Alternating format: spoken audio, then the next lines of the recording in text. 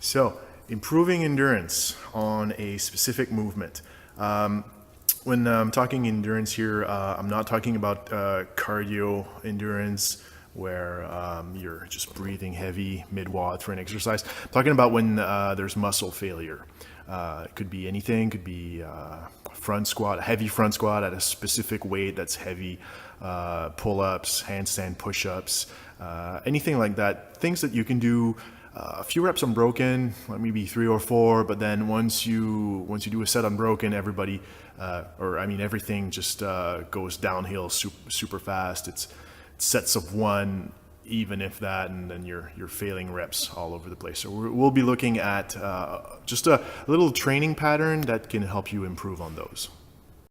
First, though, I just want to go over a few things that you should keep in mind when trying to assess or tackle a weakness, let's say here. So first, always talk to the coaches. If you're in an open gym and doing something, just let them know what's up.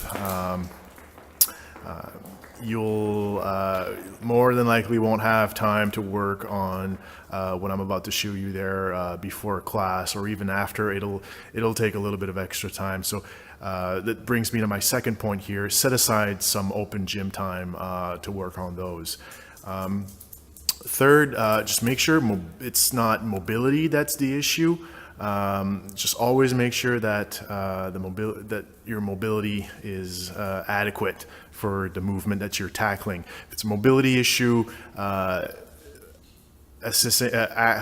to tackle a weakness where there's a mobility issue will more than likely cause you more problems down the line. Which brings me to the next point.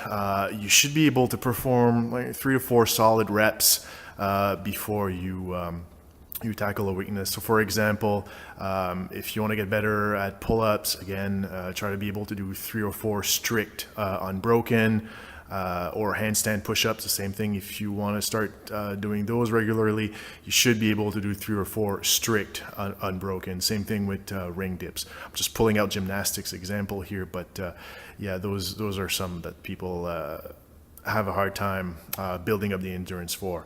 So again, it's just to make sure that you have the strength to handle being able to do them at a high volume, right? So next up, if it's a gymnastics movement that you're having trouble with, diet is your best friend. The more unnecessary weight that you shed, it's going to help you out tremendously compared to if you're trying to get your shoulder press up or your shoulder endurance by doing shoulder presses. Just losing 5-10 pounds won't really help you that much because there's not much of that is on your arms, right? So that being said, next up, just concentrate. Try to always concentrate on one weakness at a time. What happens is you'll tend to fall, especially with CrossFit, you'll tend to fall into a rabbit hole of just, oh, well, I need to work on this and this and this and this and this and this. And by the end, you're looking at the whole picture and you're doing twice as much CrossFit. So just one weakness at a time, and then just do regular CrossFit and you'll be all right. And lastly, give your muscles some rest. Don't tackle a weakness 5 times a week. This will not help you and will more than likely lead to injury. So if there's rest in between, also be mindful of the workouts. You don't want to do or work on endurance on heavy thrusters the day after we do Fran, right? So that's going to tax your muscles more, you want to give your muscles some rest in there. You can always ask the coach, like, I want to work on this today, like even if the coach doesn't tell you specifically what's up during this week, they can tell you, oh, well, maybe you should wait until this or this date. So that's a few things there to keep in mind. All right, so here we go. That's a pattern that I've used and other CrossFitters I've used for a while there. There was an article about it a while back on the CrossFit Journal, but here goes there. So it's an every minute on the minute for 20 minutes. So here we have 20 squares here. And you're going to be doing a certain number of reps of a specific movement. So let's say we want to tackle handstand push-ups. So you kind of want to start off with a number that you believe that you can hold the same numbers for all 20 rounds over 20 minutes. So let's just say you have no clue. We'll start at, I don't know, 3, because you can do 5 unbroken, let's say, so you want to start at 3. So you start at 3,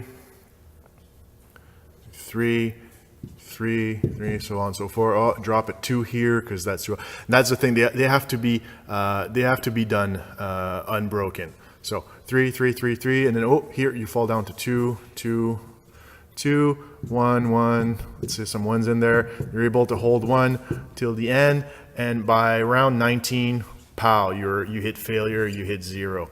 So what we do in this case here. The rule is that you're not allowed to drop more than 2 reps from where you start. So if you start at 3, you want to be able to end up at 1. So if you drop by more than 2 reps, the next time you try, you'll start at 2 reps and see where that takes you. So let's pretend that this is our second attempt at this training set. So starting at 2 reps, 2, 2, 2, 2, being able to hold 2, round 10, drop to 1 rep, hold 1 rep all the way to the end. So that would be considered successful. Now, you would keep starting at 2 every time you attempt it until you're able to make it all the way 2 reps until the end. Then and only then are you allowed to start at 3 reps over here, and then you keep going along the same pattern, 3, 3, 3, 3, 3, until you're able to make it all the way to the end, 3 reps. And as you keep doing this, the reps will add up and your endurance will go up. It doesn't look like a whole lot of reps, but over 20 minutes, it's a lot of work. So you're getting some good endurance build up in there.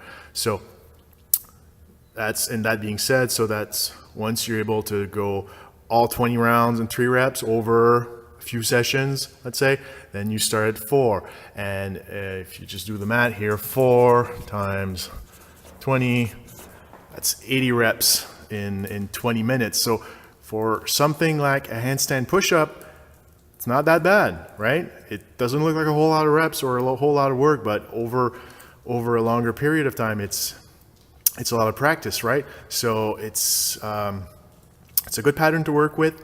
If you have any questions, you can ask myself or Kevin or any of the coaches, and they can surely just give you some tips there if you want to tackle this particular training method for a weakness on endurance. All right.